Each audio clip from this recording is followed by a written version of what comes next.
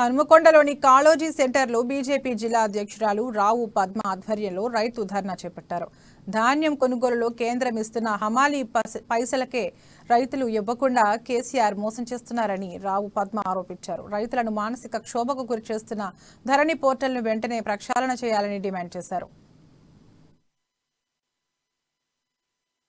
తెలంగాణను సాధించిన తర్వాత ఇంత దగుల్బాజీ టీఆర్ఎస్ ప్రభుత్వము, అదేవిధంగా మోసపూరిత ప్రభుత్వము రైతుల పట్ల అవలంబిస్తున్న తీరును చూస్తే ఇంత దగుల్బాజీ ప్రభుత్వం ఇంకెప్పుడు కూడా లేదు.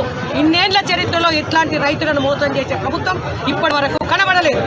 కానీ ఇవాళ రైతులకు కాకుండా ఇవాళ కేసీఆర్ గారు చేస్తున్నది ఏందయ్యా అంటే లిక్కర్ ఎక్కడికెక్కడ గల్లీలలో కానీ ఎక్కడికక్కడ ఇవాళ మహిళలు ఏ విధంగా విధవలు తయారవుతున్నారు, ఈ లిక్కర్ని ఏ విధంగా చేస్తూ ఉన్నారు, వాళ్ళ కుటుంబం ఏ విధంగా ఈరోజు కవిత ఏదైతే లిక్కర్ స్కామ్లో ఉందో ఇవాళ ఏం చేస్తున్నారయ్యా, ఏం బాగుపడుతున్నదయ్యా అంటే తెలంగాణలో లిక్కర్ పేరు చెప్పుకొని వేల కోట్ల రూపాయలు సంపాదిస్తున్నారు తప్పితే ఏం లేదు. తెలంగాణను సాధించిన తర్వాత ఇంత దగుల్బాజీ టీఆర్ఎస్ ప్రభుత్వము, అదేవిధంగా మోసపూరిత ప్రభుత్వం